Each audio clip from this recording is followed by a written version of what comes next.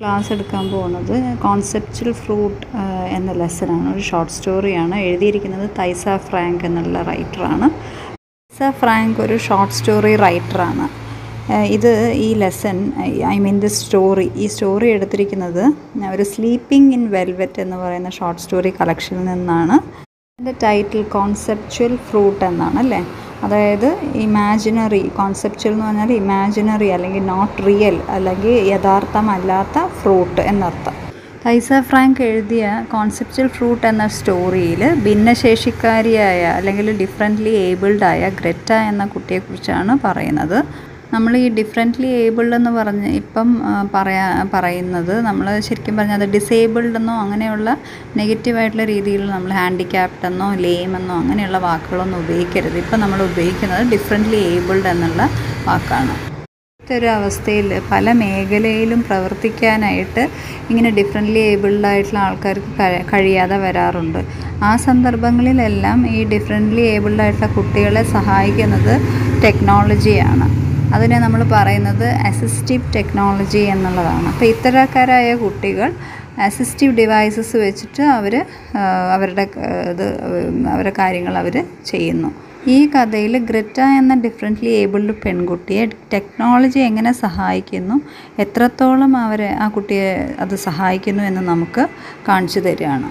നിങ്ങൾ Stephen Hawking എന്ന സയൻറ്റിസ്റ്റിനെ കുറിച്ച് കേട്ടിട്ടുണ്ടല്ലേ? ഏത് ലെസണിലാണത്? Quest for a theory of everything അല്ലേ? അദ്ദേഹത്തിന് എന്തായിരുന്നു അസുഖം? അമിയോട്രോഫിക് ലാറ്ററൽ സ്ക്ലീറോസിസ് എന്ന അസുഖമാണ് ഉണ്ടായിരുന്നത്. അതുകൊണ്ട് അദ്ദേഹം ഒരു വീൽ ചെയറിലാണ് അദ്ദേഹം ബാക്കിയുള്ള ജീവിതകാലം മൊത്തവും തീർത്തത്.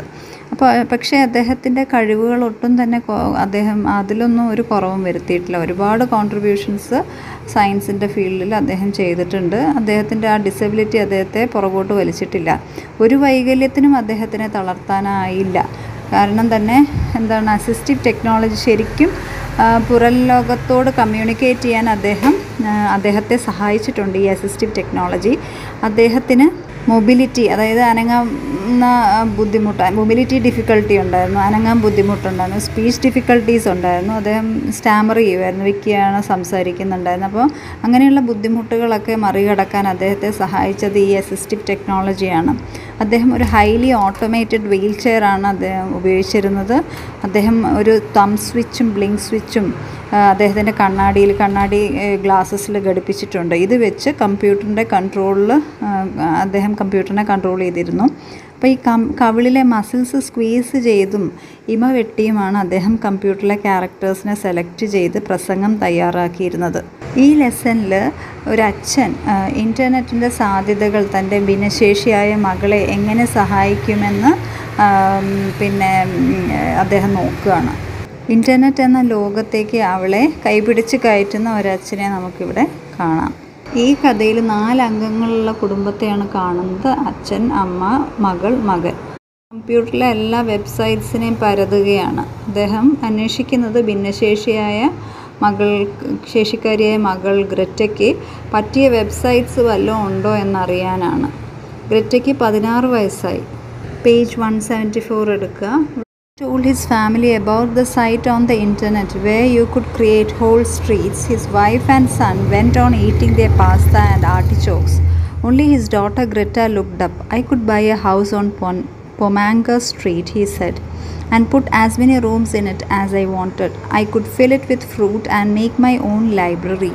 അപ്പോൾ കഥ തുടങ്ങുമ്പോൾ ഫാദർ കുടുംബത്തോട് സംസാരിക്കുകയാണ്. അതായത് അദ്ദേഹം ഇൻ്റർനെറ്റിൽ ഒരു സൈറ്റ് കണ്ടുപിടിച്ചെന്നും ആ സൈറ്റ് നമുക്ക് ഇഷ്ടമുള്ള സ്ട്രീറ്റ്സ് എല്ലാം നമുക്ക് ആ സൈറ്റിൽ ഉണ്ടാക്കാൻ പറ്റുമെന്നും ഒക്കെ പറയുന്നു. പക്ഷേ ഇദ്ദേഹത്തിൻ്റെ ഭാര്യയോ മകനോ ഇതിൽ വലിയ താല്പര്യമൊന്നും കാണിക്കാതെ ആർട്ടിച്ചോക്സ്, അതൊരു വെജിറ്റബിളാണ്, അതിൻ്റെ ഒരു ലീവ്സൊക്കെ വളരെ ഫ്ലഷി ആയിട്ടുള്ള ലീവ്സാണ്, അതും പാസ്തയും ഒക്കെ കഴിച്ചുകൊണ്ടിരിക്കുകയാണ് അവർ രണ്ടുപേരും. എന്നാൽ മകൾ ഗ്രെറ്റ മാത്രം കേൾക്കാനായിട്ട് അച്ഛൻ പറയുന്ന കാര്യം കേൾക്കാൻ താല്പര്യം കാണിച്ചു. അതുകൊണ്ട് തന്നെ അച്ഛൻ തുടരുകയാണ്. അദ്ദേഹത്തിന് വേണമെങ്കിൽ പൊമാങ്കർ സ്ട്രീറ്റ്, അതായത് one of the best streets in New York, അവിടെ ഒരു വീട് വാങ്ങാനും ആ വീട്ടിൽ എനിക്കിഷ്ടമുള്ളത്ര മുറികൾ ഉണ്ടാക്കാനും മുറിക്കുള്ളിൽ എനിക്കിഷ്ടമുള്ള ഫ്രൂട്ട്സ് വെക്കാനും അതുപോലെ എൻ്റെ ഒരു ലൈബ്രറി ഉണ്ടാക്കാനും വീട്ടിൽ എനിക്ക് സാധിക്കുമെന്ന് അച്ഛൻ പറയുകയാണ്. അടുത്ത പാര. Sure dad, said his son who was 11. You could do that if you wanted to. His son already knew how to program computers but wasn't interested. These days he wanted to give away books and devote his life to karate. His wife ate the heart of the artichoke carefully. "Well," he said. "The thing is," she answered, "I'm in front of a computer all day and I like to spend the evenings in the garden." He understood she wasn't interested. ഇതെല്ലാം കേട്ട 11 വയസ്സുള്ള മകൻ Joel വളരെ ലാഘവത്തോടെ പറയാണ്, "ശരിയാണ് father, നിങ്ങൾക്ക് ആവശ്യമുണ്ടെങ്കിൽ അങ്ങനെയൊക്കെ ചെയ്യാം." അതായത് ജോയലിന് ഇതൊന്നും ഒരു പുതുമയല്ല എന്നർത്ഥം. അവൻ വലിയൊരു കമ്പ്യൂട്ടർ എക്സ്പേർട്ടാണ്. കമ്പ്യൂട്ടറിൽ പ്രോഗ്രാംസ് ഒക്കെ ചെയ്യാൻ ഈ 11-ാം വയസ്സിൽ അവൻ പഠിച്ചു കഴിഞ്ഞു. അതുപോലെ തന്നെ അവൻ ബുക്സിനോടും വലിയ താല്പര്യമില്ല. അവൻ്റെ താല്പര്യം ഇപ്പോൾ കറാട്ടയിലാണ്. ഗ്രറ്റയുടെ മദർ ആണെങ്കിൽ ആർട്ടിച്ചോക്ക് എന്ന് പറയുന്ന ആ വെജിറ്റബിളിൻ്റെ നടുവശം സൂക്ഷിച്ച് വളരെ ശ്രദ്ധയോടെ കഴിച്ചുകൊണ്ടിരിക്കുകയാണ്. വൈഫ് പറയുകയാണ്, "ദിവസം മുഴുവൻ ഞാൻ കമ്പ്യൂട്ടറിൻ്റെ മുമ്പിലാണ് ഇരിക്കുന്നത്. വൈകുന്നേരം എനിക്ക് എന്തായാലും കുറച്ച് തോട്ടത്തിലിറങ്ങി ചിലവാക്കാനാണ് ഇഷ്ടം." ഗ്രറ്റയുടെ ഫാദറിന് മനസ്സിലായി ഗ്രറ്റയുടെ മദർക്കും ഈ സൈറ്റിനെ കുറിച്ച് അറിയാൻ വലിയ താല്പര്യമൊന്നും ഇല്ലയെന്ന്. Greta looked up from her artichoke leaves. She was arranging them in a swirling pattern in her bowl. "You said there were streets. You said there could be fruit." Greta ആർട്ടിച്ചോക്സിൻ്റെ ഇലകൾ വട്ടത്തിൽ വീലിൻ്റെ സർക്കുലർ പാറ്റേണിൽ ഇങ്ങനെ കറങ്ങുന്ന spiral പാറ്റേണിൽ വെച്ചുകൊണ്ടിരിക്കുകയായിരുന്നു. അച്ഛൻ പറഞ്ഞത് ആ സൈറ്റിൽ സ്ട്രീറ്റ്സ് ഉണ്ടെന്നും അവിടെ ഫ്രൂട്ട്സ് ഉണ്ടാവുമെന്നല്ലേ എന്ന് പറയുകയാണ്. Weren't questions. Greta often repeated whatever she heard. She had worked hard to tie her shoes by age 10 and could read at 5th grade level, 5 grades below Joel. Even though she was 16, she went to a special school. ഗ്രറ്റയ്ക്ക് ഇങ്ങനെ ഇപ്പം അച്ഛൻ പറഞ്ഞ കാര്യങ്ങൾ ആവർത്തിച്ച് പറയുക, അതാണ് ഇപ്പോൾ അവൾ നേരത്തെ ചെയ്തത്. ആവർത്തിച്ച് പറയുന്നൊരു സ്വഭാവം അവൾക്കുണ്ടായിരുന്നു. അവൾ 10-ാം വയസ്സിലാണ് ഷൂ കെട്ടാനായിട്ട് പഠിച്ചത്. അവളുടെ വായനാ നിലവാരം വളരെ ചെറിയ കുട്ടിയുടെ അത്രയേ ഉള്ളൂ. അവളുടെ 11 വയസ്സുള്ള അനിയൻ ജോയലിനേക്കാളും 5 grades താഴെയുള്ള കുട്ടിയുടെ നിലവാരമാണ് അവൾക്ക്. അപ്പോൾ ഗ്രറ്റയ്ക്ക് 16 വയസ്സായി. അവളിപ്പോൾ സ്പെഷ്യൽ സ്കൂളിൽ പോകുന്നു. "I want to see," she said. "I will show you," he answered. His wife and his son made eyes. "He's at it again. He's getting Greta into it too." ഗ്രറ്റയ്ക്ക് father പറഞ്ഞ ആ site കാണണം, അച്ഛൻ കാണിക്കാമെന്ന് പറയുകയാണ്. അപ്പം അവൾ ചോദിച്ചുകൊണ്ട് വൈഫും മകനും അന്യോന്യം കണ്ണ് കാണിക്കുകയാണ്. അത് അച്ഛൻ തുടങ്ങി പിന്നെയും കമ്പ്യൂട്ടറിൻ്റെ പുറകെ പോവാനായിട്ട്. ഇനി ഗ്രറ്റേനെയും കൂടെ അതിലേക്ക് വലിച്ചിടും എന്ന ഭാവത്തിൽ. "Come on, I will show you where you can make up streets and bowls of fruit." Greta sat in his chair and he sat next to her.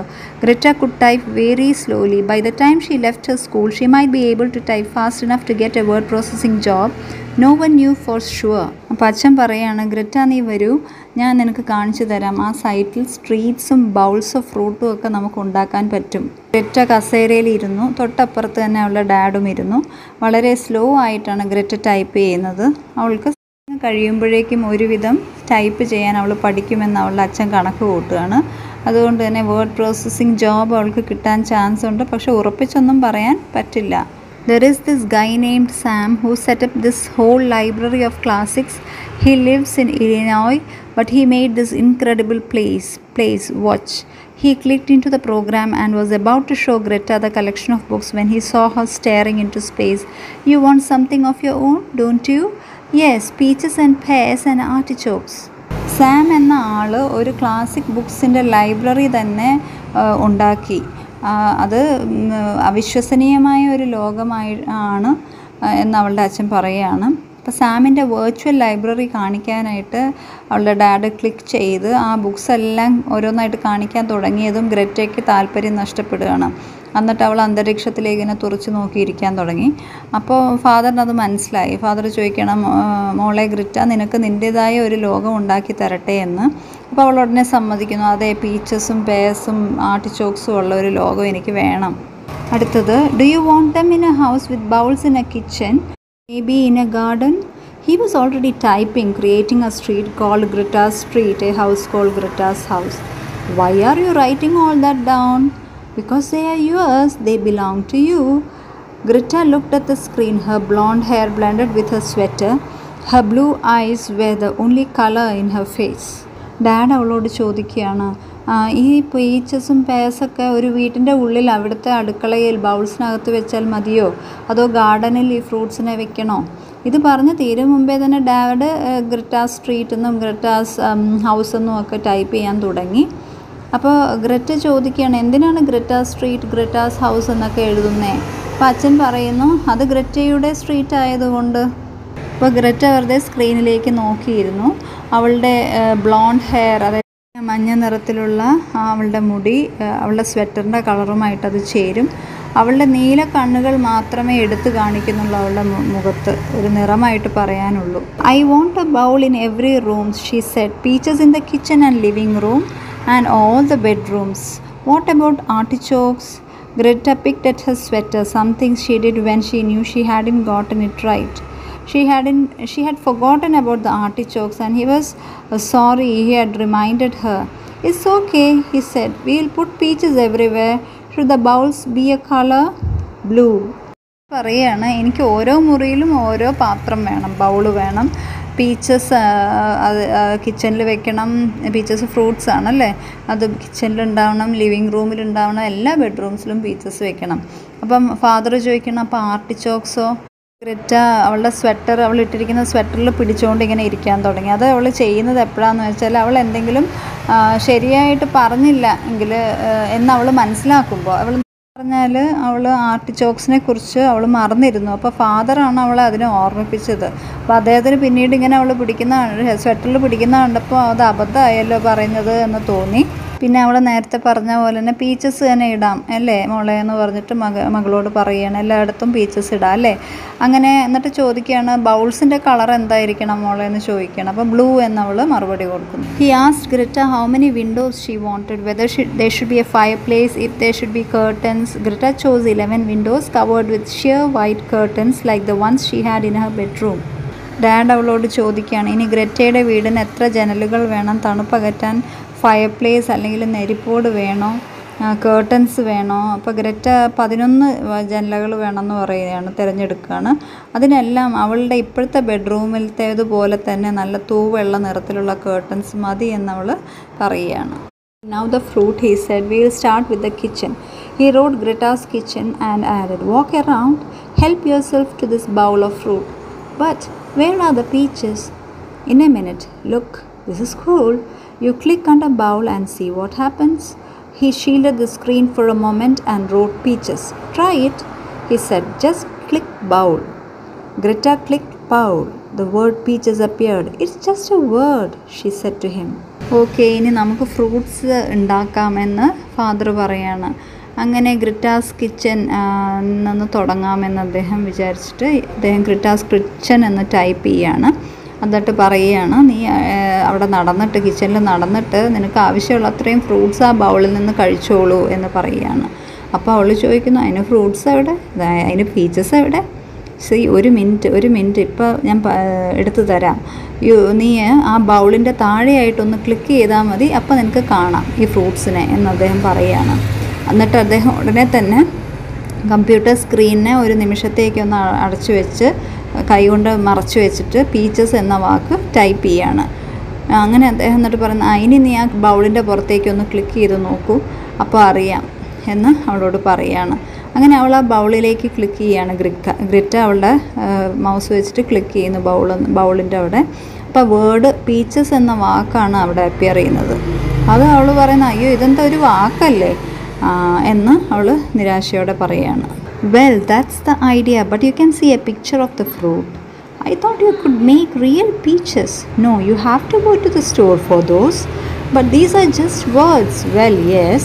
Then why do people like them? Because they remind them of what they stand for, like in your books. അപ്പോൾ Greta തിരിച്ച് ചോദിക്കുകയാണ്, ഇത് വെറും വാക്കല്ലേ അച്ഛാ എന്ന്. അപ്പോൾ dad പറയുന്ന, ആ വാക്കിൽ ആശയമുണ്ടല്ലോ, അതിൽ ആ ഓബ്ജക്റ്റിനെ നിനക്ക് കാണാൻ പറ്റുന്നില്ലേ, അതുപോരെ. പക്ഷേ ഫ്രൂട്ടിൻ്റെ പിക്ചറും നിനക്കതിൽ കാണാമല്ലോ എന്നായി അച്ഛൻ. അവൾ വിചാരിച്ചത് എന്താണ്, യഥാർത്ഥ പീച്ചസിനെ നമുക്ക് കാണാൻ പറ്റും എന്നുള്ളതാണ് കമ്പ്യൂട്ടറിൽ. അത് കാണാൻ മോളെ നമുക്ക് കടയിൽ തന്നെ പോകണം എന്നായി അച്ഛൻ. പക്ഷേ ഇത് വെറും വാക്കുകളല്ലേ എന്നായി പിന്നെയും ഗ്രിറ്റ. അതോടെ അവൾക്ക് ആ ഡിസപ്പോയിൻമെൻറ്റ് തുടങ്ങുകയാണ്. അതെ എന്നച്ഛൻ അവളോട് പറയുക തന്നെയാണ്. പിന്നെ എങ്ങനെയാണ് ആളുകൾ കമ്പ്യൂട്ടറിൽ ഇങ്ങനെ കാണുന്ന ഫീച്ചേഴ്സിനെ ഇഷ്ടപ്പെടുന്നത് എന്ന സംശയം ഗ്രറ്റയ്ക്ക് ഉണ്ടാവുകയാണ്. അപ്പോൾ ഗ്രറ്റയുടെ പുസ്തകത്തിൽ വാക്കുകൾ കണ്ടാൽ അതിലെ ആശയം അല്ലേ, അതിലെ ആശയവും അതുപോലെ തന്നെ വസ്തുവും ഒക്കെ അല്ലേ മനസ്സിൽ തെളിയുന്നത്. അതുപോലെ തന്നെയാണ് കമ്പ്യൂട്ടറിലും ഒരു വേർഡ് കണ്ടാൽ നമുക്ക് ആശയമോ അല്ലെങ്കിൽ വസ്തുവോ മനസ്സിൽ തെളിയുമെന്ന് അവളുടെ അച്ഛൻ പറയുന്നു. He created other rooms asking Greta what she wanted: a kitchen, a dining room, a living room, a bedroom, a room for a cat and one bathroom. No, not a bathroom, she decided. This isn't a real house, so people wouldn't use it. You're right, he said. You don't need a bathroom. He programmed bowls of peaches in every room. Now, he said to Greta, you click. അവളുടെ അച്ഛൻ വേറെ മുറികൾ ഉണ്ടാക്കി തുടങ്ങി. ഗ്രറ്റയുടെ ആവശ്യാനുസരണമാണ് കേട്ടോ. അതായത് അടുക്കള ഉണ്ടാക്കി, ഊണുമുറി ഉണ്ടാക്കി, ഹാൾ ഉണ്ടാക്കി, അതായത് ലിവിങ് റൂം, കിടപ്പുമുറി, പൂച്ചയ്ക്ക് ഒരു മുറി, ഒരു ബാത്റൂം എല്ലാം ഈ അച്ഛൻ ഉണ്ടാക്കി.